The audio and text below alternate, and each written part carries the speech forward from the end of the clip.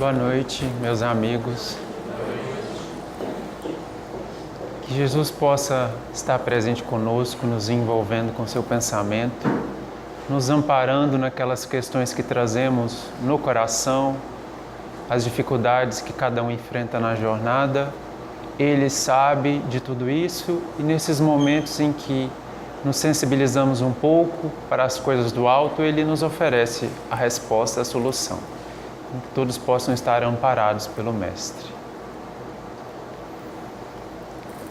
Como a Marisa mencionou, nos foi proposto falar algo da vida de Francisco Cândido Xavier,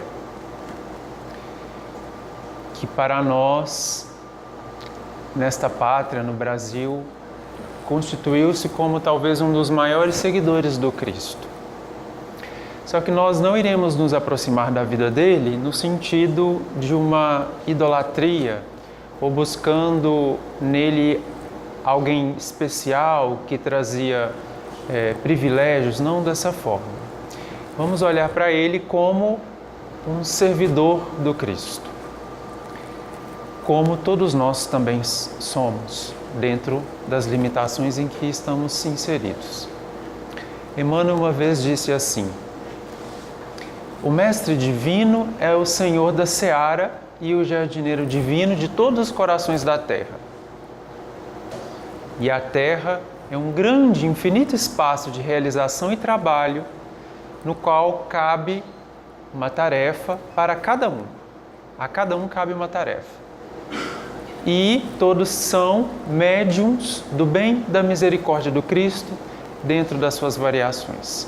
Ele estava a nos dizer que todos nós trazemos a capacidade de sermos canais do alto. A palavra médium, não necessariamente significando médium ostensivo, mas no sentido de alguém que busca se conectar com uma esfera mais elevada da vida e oferecer aquilo que recebe a este mundo. Porque o Mestre, quando esteve entre nós, ele nos apresentou o caminho que nos conduzirá até Deus. Apresentou os fundamentos da doutrina que ele veio nos ensinar, que são as próprias leis do Criador. Só que ele apenas iniciou a tarefa cristã na Terra. Ele é o iniciador. Ele colocou a pedra angular, a base do edifício. Quem vai completar esse edifício somos nós. Então todos nós somos chamados a essa tarefa de servir em nome do Cristo. Porque é o pensamento dele que dirige todos os esforços no bem deste planeta. Então, quando nós olhamos para a vida de Francisco Cândido Xavier, nós temos que olhar para ele como alguém que compreendeu esse chamado e veio até nós oferecer a sua própria vida em serviço ao Cristo, ao trabalho de cristianização deste planeta que está em curso. Então, vou relatar algo da vida dele, alguns fatos, como que foi o percurso da jornada do Chico entre nós, mas vamos olhar sempre para tudo isso como um estímulo para nós, para a nossa jornada hoje. Chico nasceu Francisco de Paula Cândido, esse era o nome dele de batismo, em homenagem ao santo do dia 2 de abril, foi o dia que ele nasceu no ano de 1910. Posteriormente que ele adotou o Xavier, que era o do pai. Xavier era o sobrenome paterno. E hoje o conhecemos como Francisco Cândido Xavier. Ele nasceu na cidade de Pedro Leopoldo, como todos nós sabemos. Uma época distante, bem distante de nós. E ele era um dos mais velhos de uma família que do primeiro casamento eram 9 irmãos com ele. Maria João de Deus e seu pai João Cândido tiveram 9 filhos. Eram muito pobres e a mãe de Chico falece quando ele tinha 5 anos, em 1915. Maria João de Deus era um espírito já bastante adiantado, que já vinha servindo Cristo há muitas e muitas vidas. E ela veio nesta terra para dar à luz a Francisco Cândido Xavier. E rapidamente teve que ir embora. Quando ela falece, João Cândido não teria como cuidar de 9 crianças. Então, eles distribuem as crianças na casa de tios, de parentes, de padrinhos, de forma que ele pudesse trabalhar e, de alguma forma, sustentá-los. Então é aí que Chico vai ter que conviver por alguns anos com a sua madrinha Rita de Cássia, que era uma senhora muito difícil. Ela não compreendia as manifestações espontâneas que Chico já dava da mediunidade, achava que aquilo era coisa ruim, né? Coisa do demônio. Então, e ela era bastante irritada, ela o tratava com bastante dureza. Nós sabemos, né, dos relatos, ele era maltratado até fisicamente, com garfadas, passou por situações constrangedoras. Isso uma criança, 5 anos, conviveu com ela dos 5 aos 7 anos. Só que nessa época, ele já começa a encontrar com o espírito da mãe.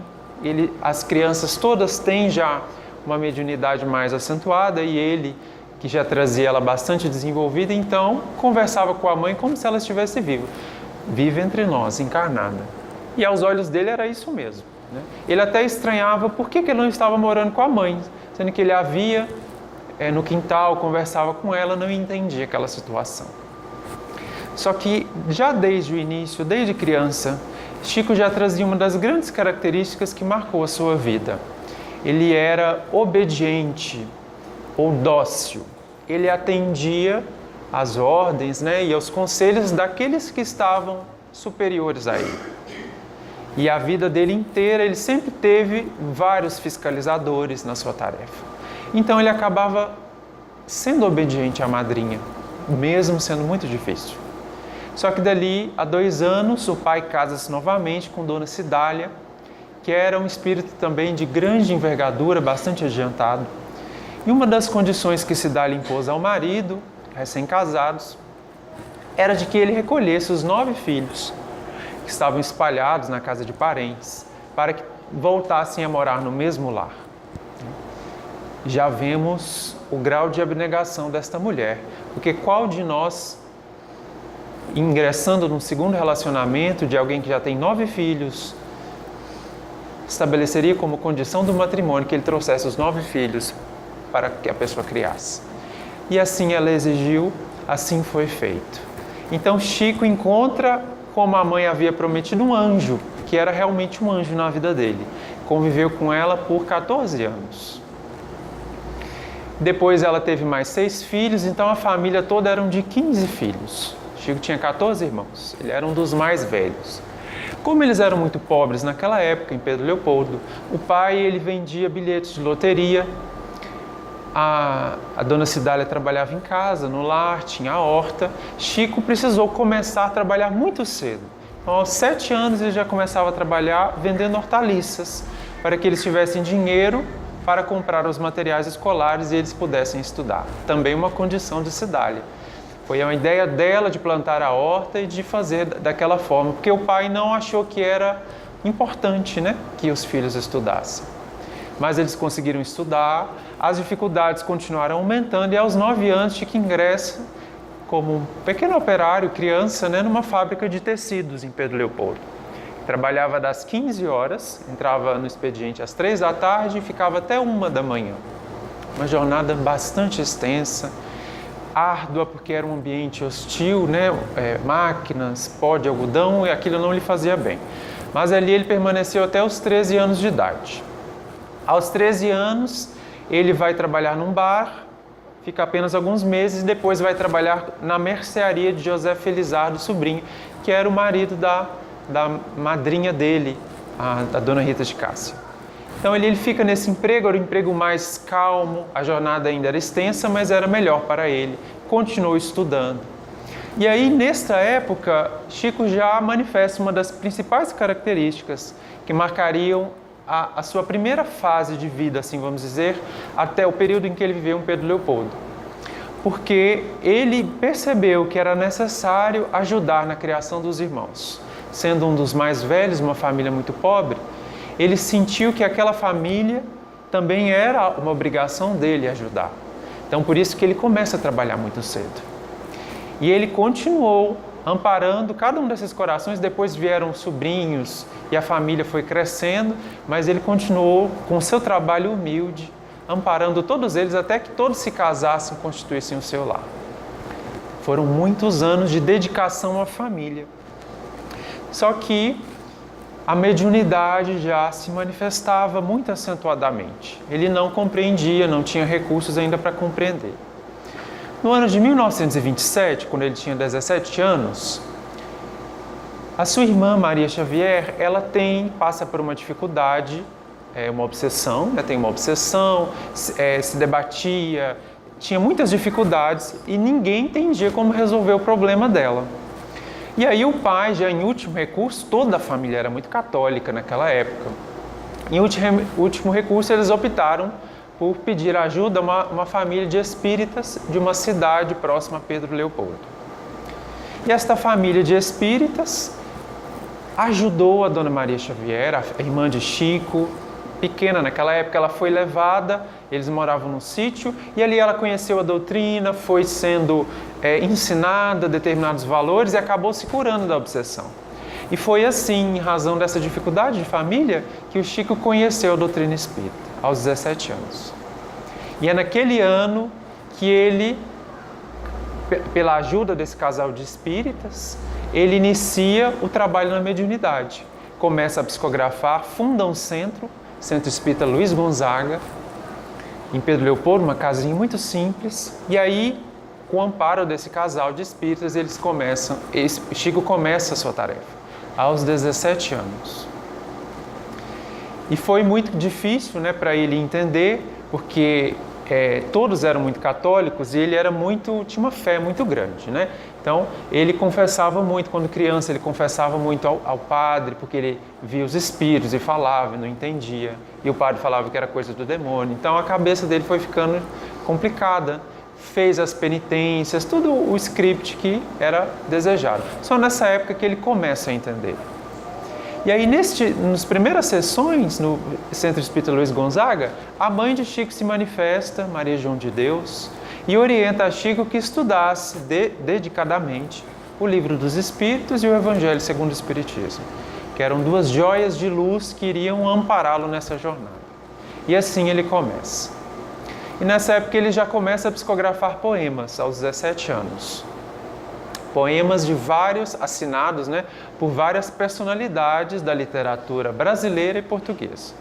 E esses poemas foram se reunindo, até que em 1931, aos 21 anos, completa-se a primeira obra de Francisco Cândido Xavier, que era o Parnaso de Além-Túmulo. Neste mesmo ano, Emmanuel se manifesta a Chico, numa história que talvez vocês conheçam.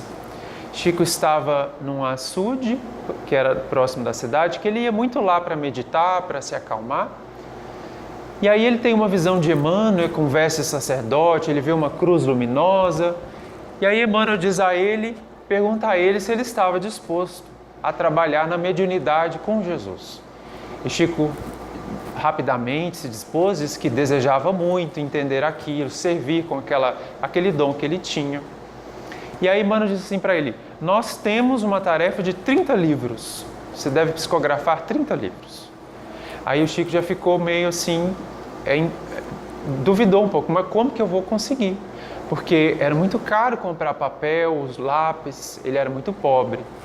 E aí ele até diz assim para Emmanuel: mas será que então eu vou ganhar na loteria? Será que vamos tirar a sorte grande? Porque o pai vendia os bilhetes de loteria. Aí Emmanuel falou: não, a sorte grande é o trabalho intenso e a fé no Criador. E assim foi a vida de Chico Xavier. Ali ele passa a ter um contato mais direto com Emmanuel, que vai lhe guiando nessa jornada, sempre com uma mão bastante de ferro. Emmanuel era bastante severo, bastante rigoroso, porque era um espírito que já conhecia as dores daqueles que erram muito. Como nós sabemos, nos romances que ele conta das suas próprias vidas, também psicografado pelo Chico. E aí, em 1931, Chico começa a ter os primeiros problemas, porque quando é publicado o Parnaso de Além-Túmulo, trazia-se nomes de poetas muito famosos. E aí todos ficam olhando para aquela obra, questionando-se, como que um coitado lá de Pedro Leopoldo conseguiu escrever poemas que traziam o estilo dos autores, Nessa época eram 60 poemas, acho que de 12, 14 autores, depois foi aumentando o livro, né? Mas foi já um escândalo naquela época.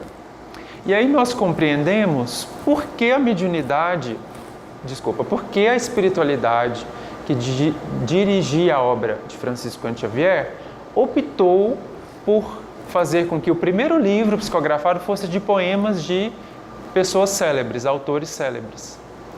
Porque uma das grandes dificuldades do Espiritismo, Allan Kardec já enfrentou isso, era lidar com a incredulidade acerca da vida depois da morte e da manifestação, da comunicação dos espíritos.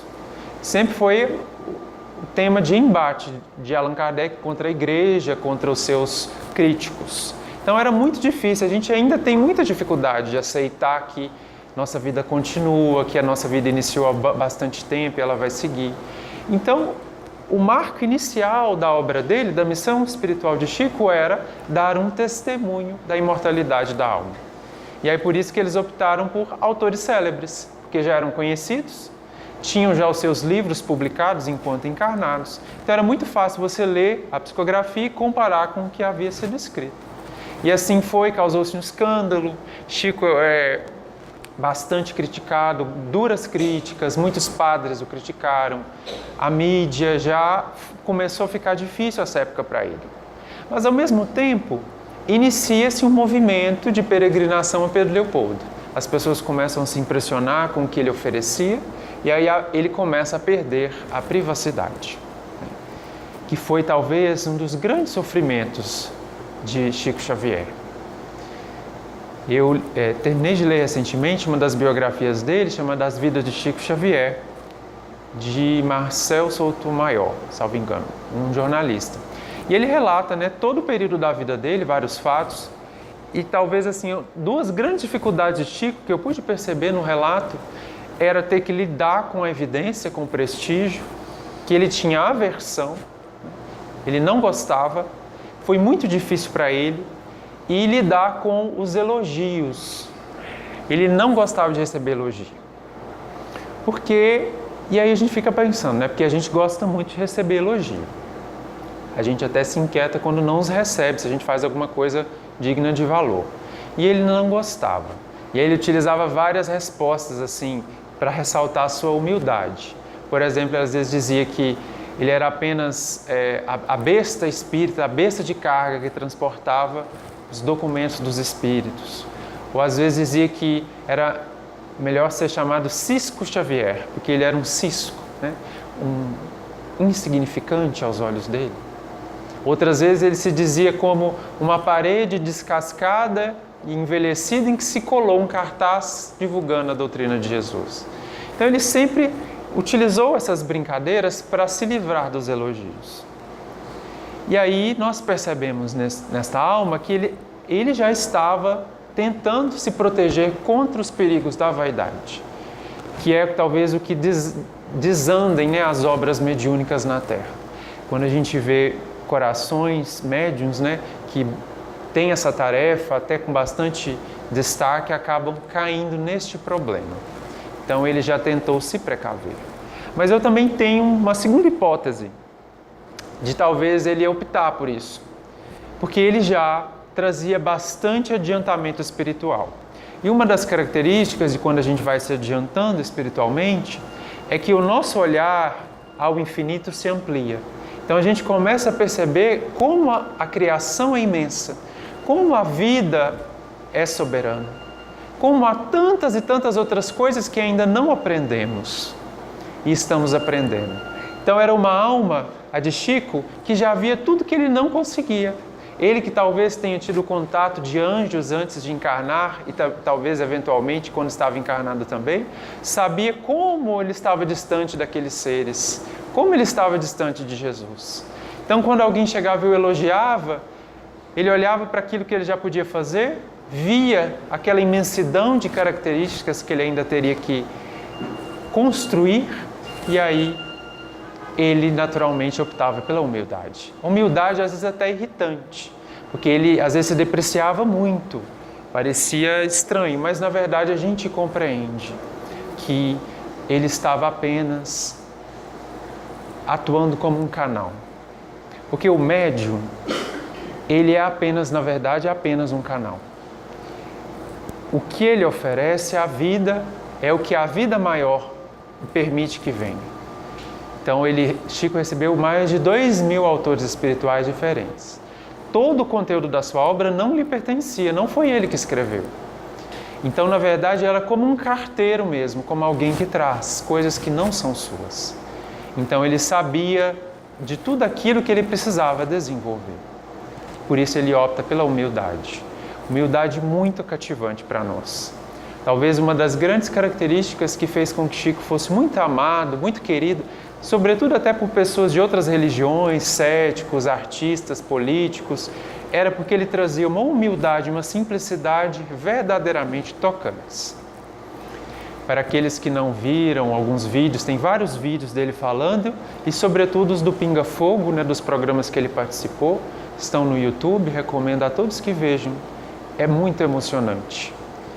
Como aquele homem trazia realmente uma conexão com virtudes que a gente nem sequer está próximo de desenvolver. Mas a vida dele também trazia algumas outras dificuldades, além das dificuldades financeiras. Ele teve muitos problemas de saúde.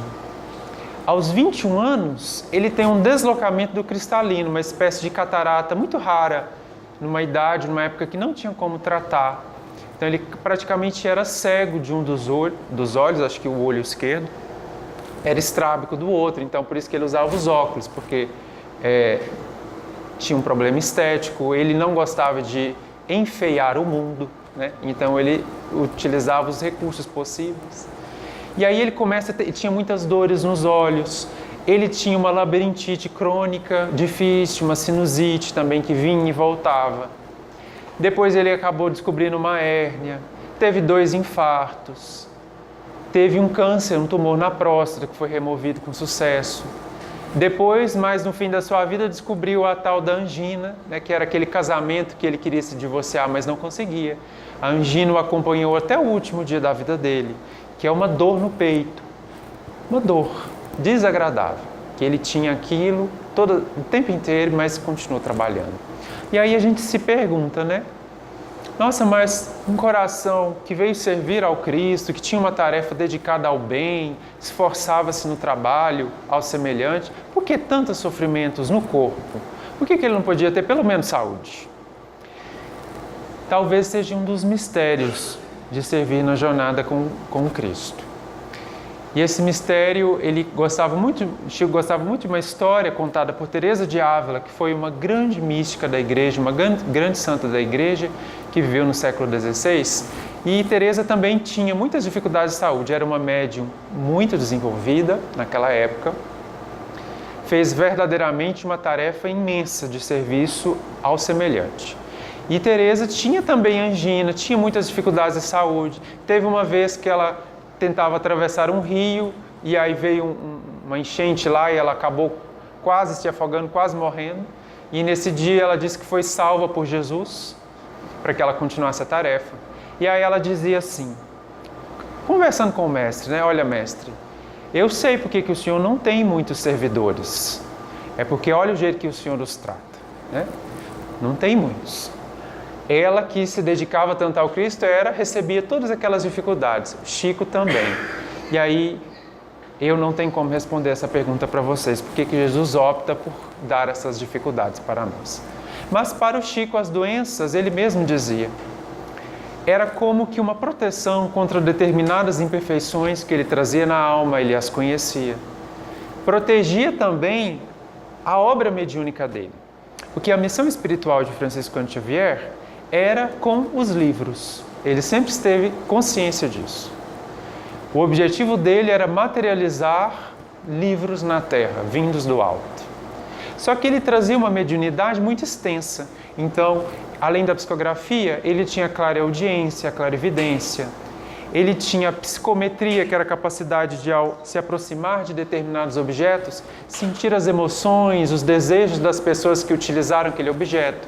Então, quando ele recebia as cartas, ele recebia muitas cartas, centenas de cartas todos os dias. Ele nem as abria, ele pegava e tocava, ele já sabia a necessidade.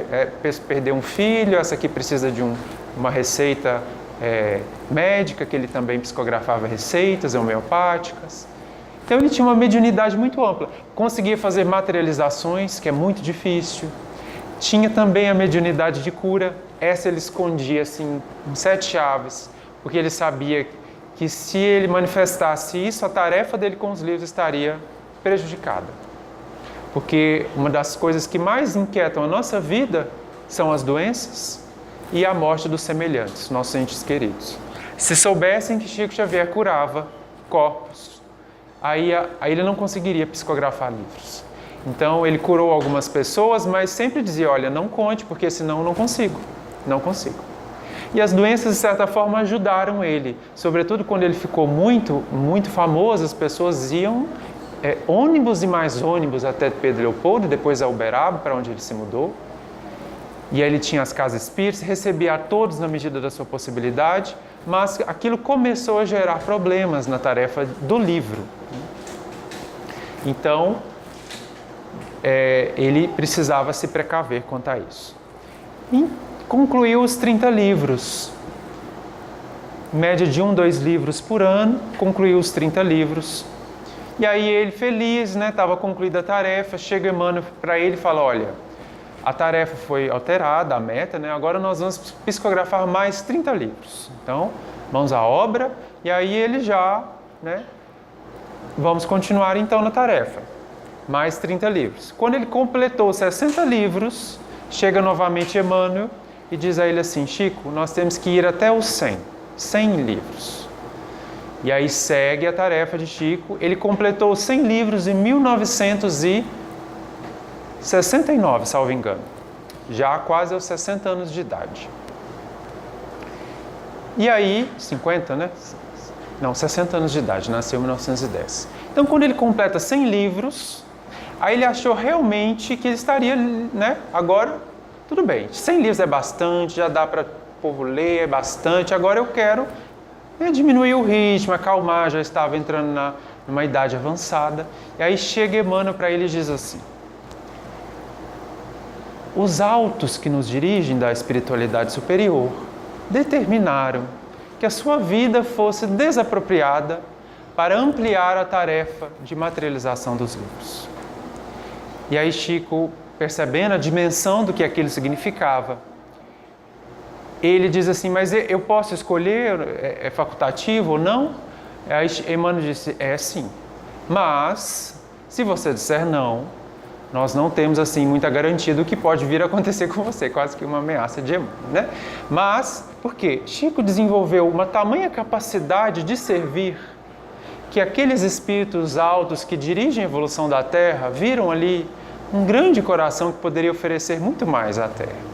E aí, então, naquele momento, completando quase 60 anos de idade, Chico entrega o resto das rédeas que ele ainda estava nas mãos da sua vida, na mão da espiritualidade maior.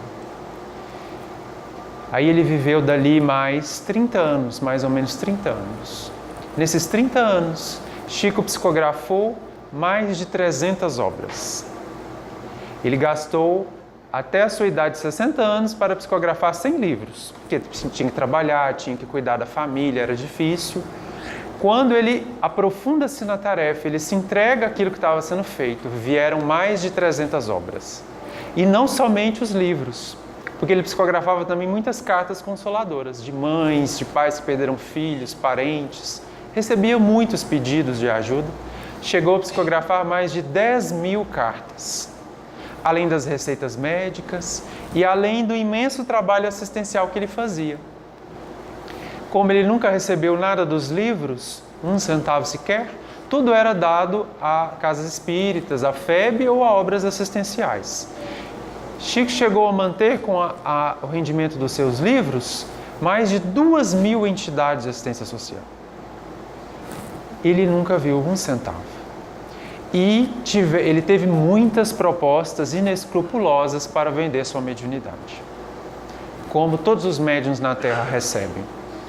Quando ele psicografa Parnaso Além Túmulo, em 1932, no ano seguinte, ele recebe uma proposta de era alguém vinculado à literatura, um literato de Belo Horizonte, Pedro Leopoldo era próximo de Belo Horizonte. Um propósito de emprego muito bom na cidade, na capital. Ele não queria aceitar, mas o pai, que tinha muitas dificuldades para sustentar a família, falou, não, você deve ir, porque nós precisamos, e aquela coisa toda. E assim foi o Chico para Belo Horizonte.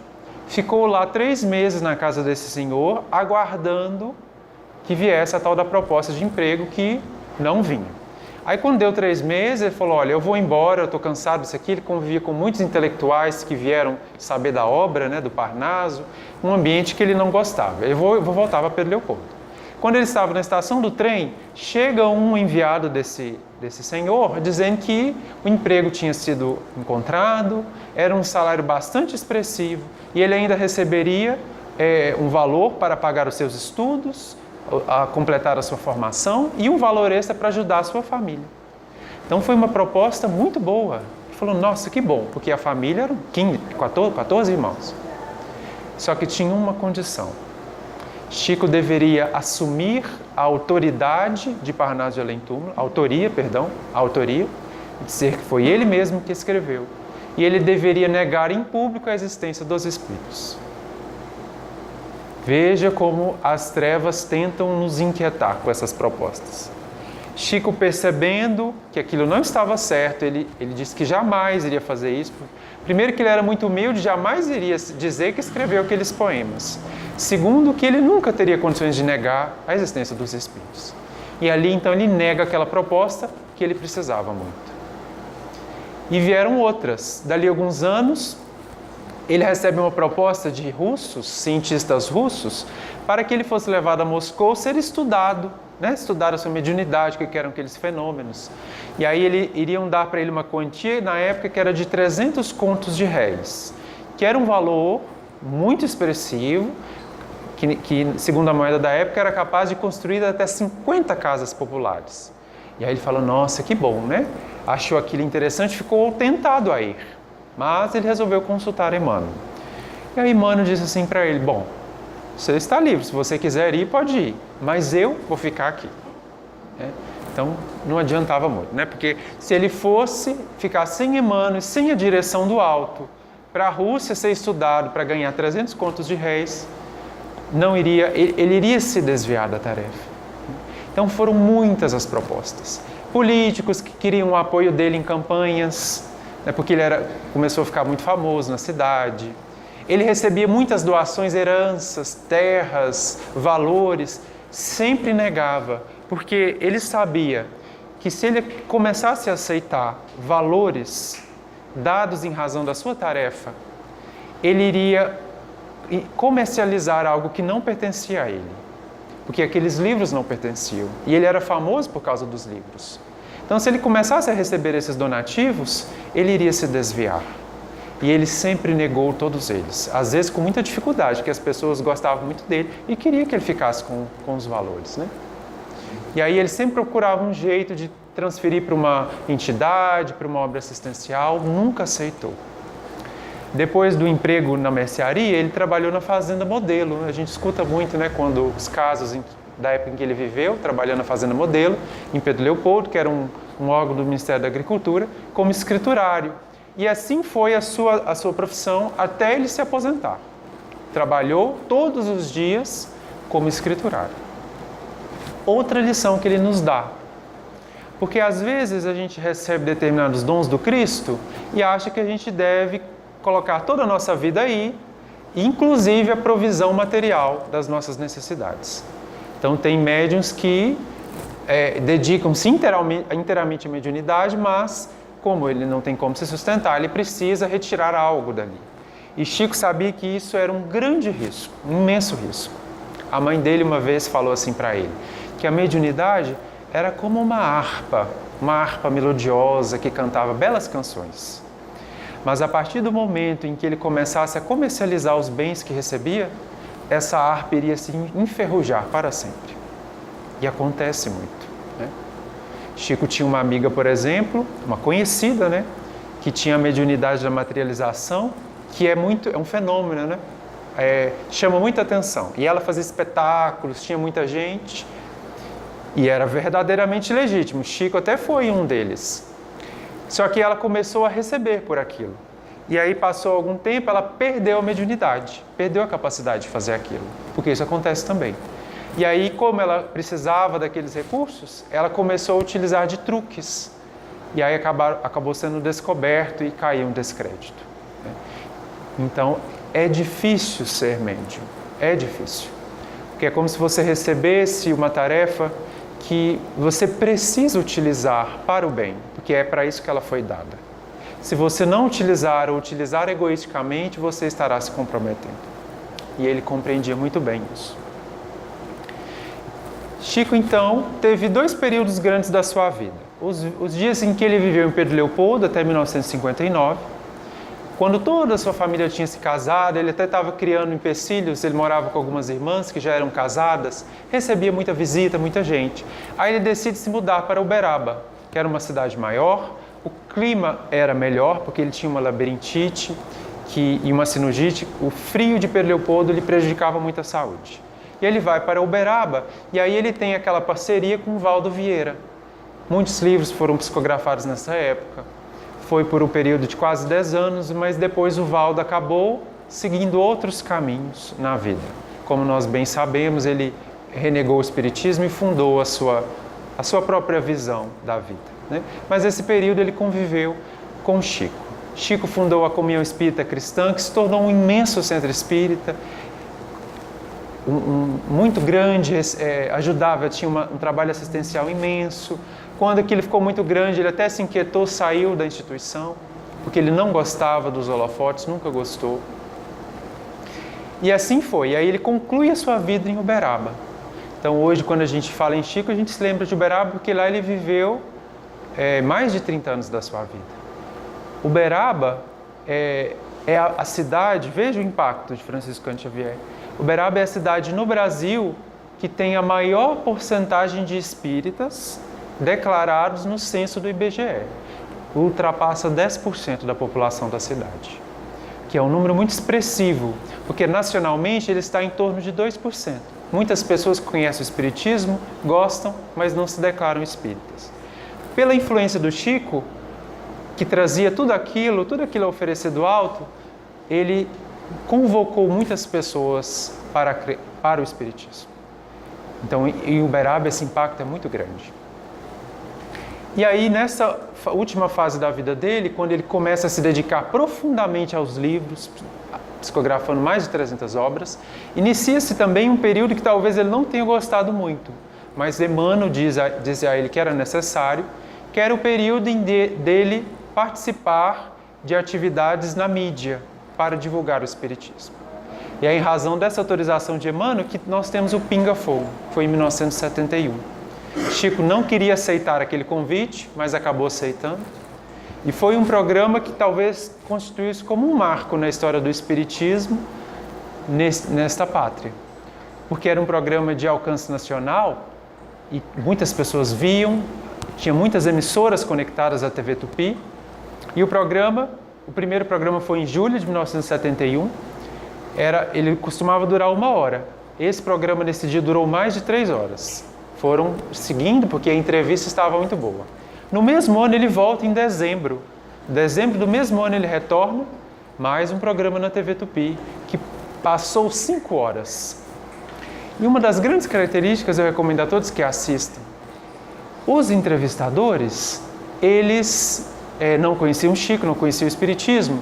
Quando ficaram sabendo que ele ia participar do programa, eles se prepararam todos, para fazer perguntas constrangedoras, porque eram jornalistas, eles ganham para isso. Eles queriam colocar em xeque, as fragilidades que eles achavam que existiam na doutrina espírita.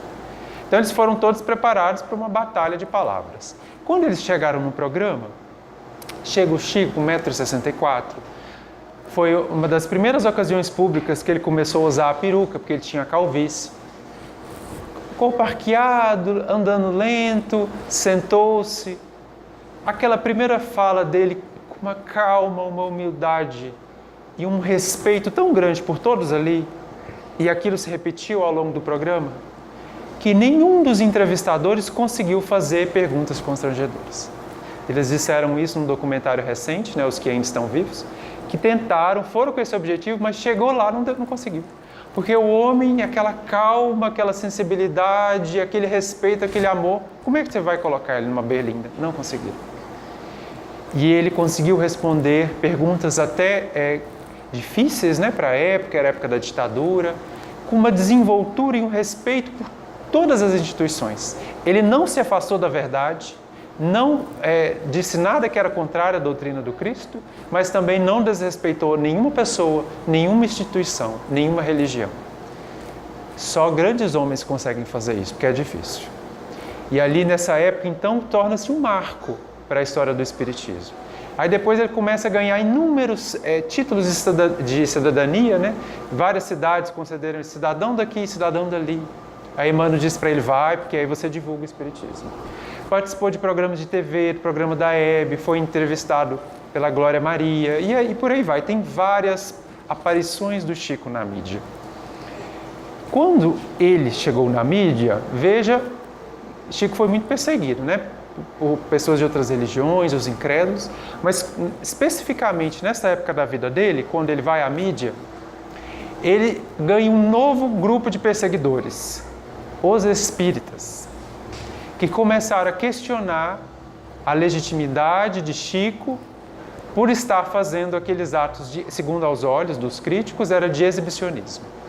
E receber títulos, participar de programas, falou que ele tinha cedido à vaidade, começou a criticar o uso da peruca, que foi a primeira vez que ele saiu em público com a peruca, falou, agora o Chico perdeu-se completamente, né? Agora entregou-se à vaidade do corpo, ganhando títulos, acabou.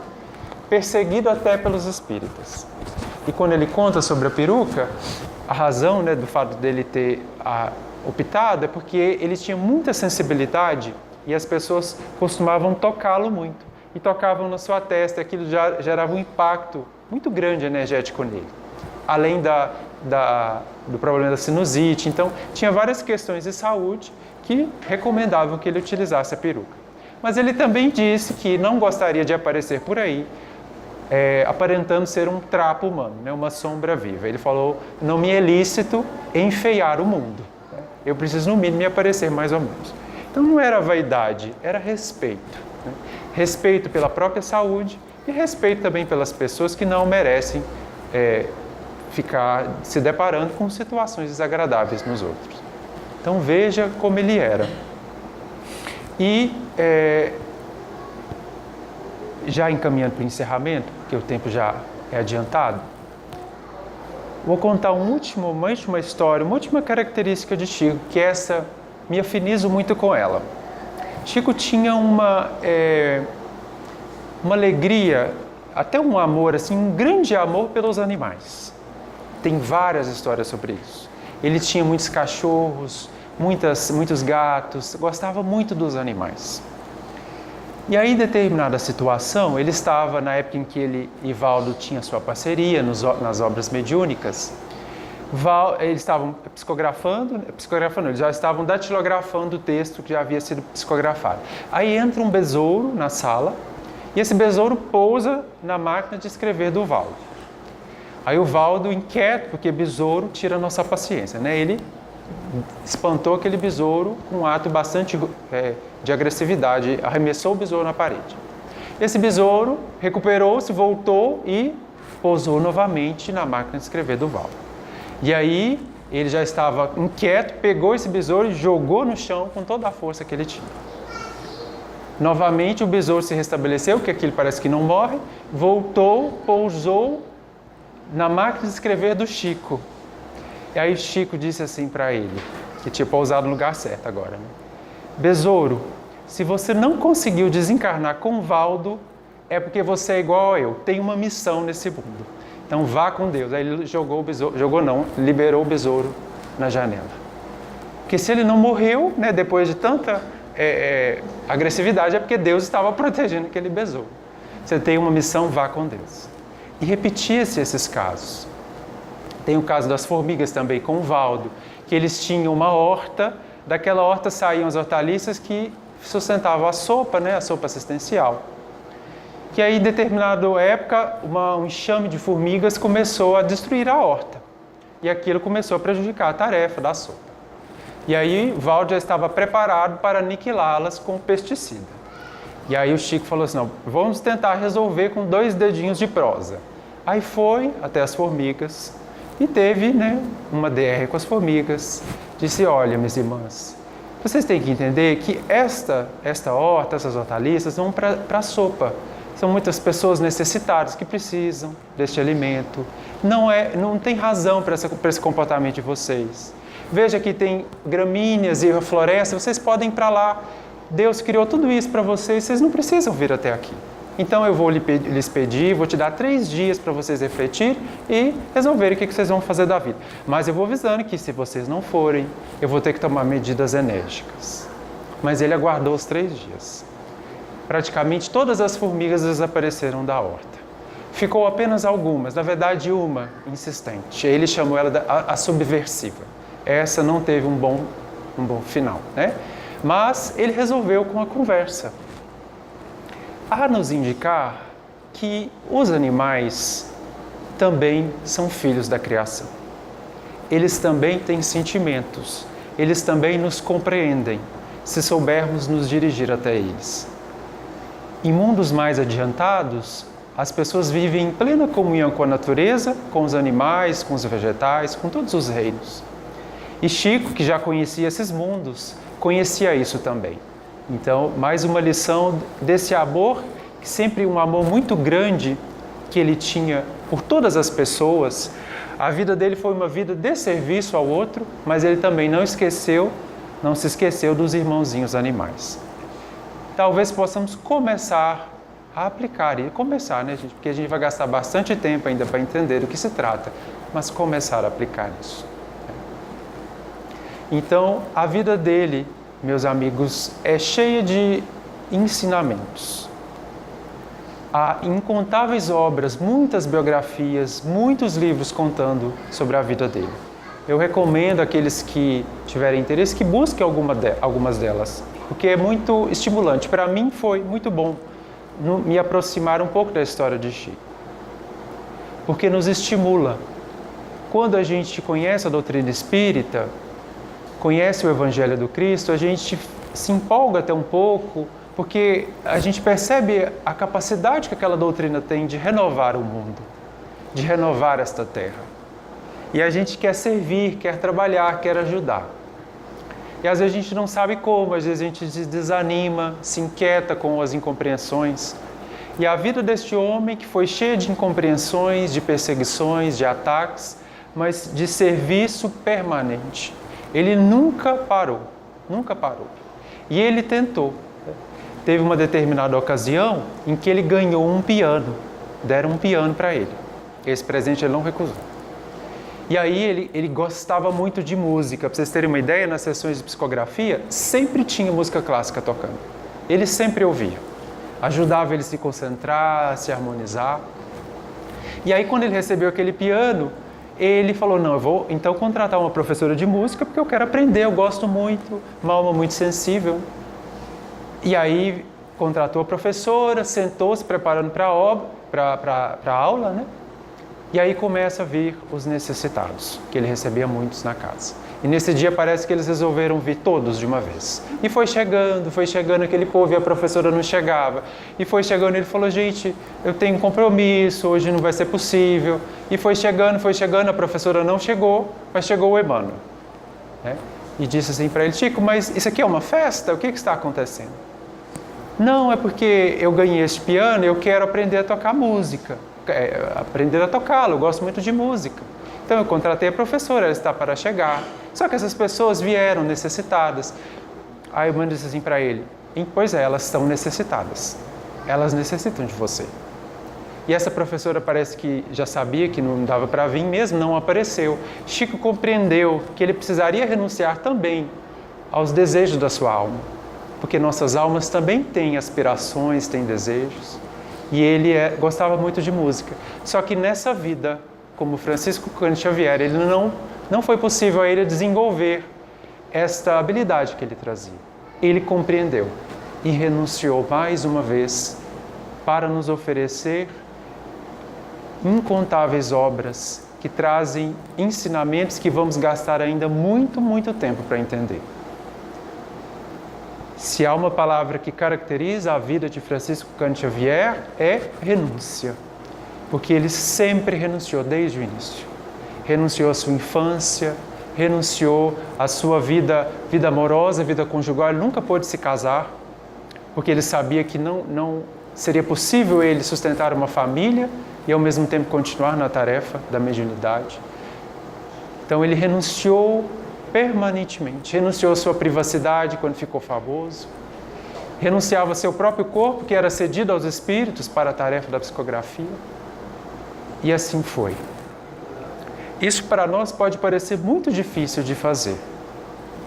Só que essa recomendação é a recomendação de Jesus. Nós viemos para a Terra para aprender lições que vão nos abrir os mundos felizes. E uma das principais lições que precisamos aprender aqui é a lição de servir com amor, sem exceção e sem discriminação. E essa lição só consegue ser feita quando nós optamos por desfazer pouco a pouco o nosso egoísmo. Porque à medida que eu me dou para o outro, eu estou desfazendo o meu egoísmo e assim vai. Por isso que quando a gente vê esses exemplos de renúncia, às vezes impacta, fala, mas eu não vou ceder a minha vida para eu tenho meus interesses, a minha família, eu gosto disso, gosto daquilo outro. E aí vive dessa forma, vive para si ou para os seus. Só que se optarmos por continuar fazendo isso, talvez tenhamos que ficar na Terra ainda muito e muito tempo repetindo coisas que já não teríamos mais necessidade de repetir. Aqui viemos então para servir, para regenerar os nossos espíritos e oferecer uma luz, uma esperança de regeneração para a Terra. Quando a gente completa essa tarefa, a gente se liberta. Naturalmente, quando o Chico estiver bastante distante na sua evolução espiritual, ele poderá se dedicar à música, à arte, a qualquer tarefa que ele venha desejar fazer. Mas para isso ele precisou desenvolver a capacidade de amar. E é isso que nós estamos fazendo aqui. Então, que a vida deste homem, que é para nós o exemplo de serviço, de vivência com Cristo na doutrina espírita, seja para nós um estímulo para adotarmos a simplicidade, para adotarmos a energia, a renúncia, a fidelidade a Jesus, que me parece caracterizar a vida inteira dele. Era uma alma absolutamente fiel ao Cristo e conseguiu realizar imensas obras aqui. E certamente segue realizando do alto. Que possamos então ser inspirados por essa vida, que é talvez o que ele deseja que façamos quando nos aproximemos da sua biografia. Que Jesus abençoe a todos vocês. Obrigado pela paciência e muita paz.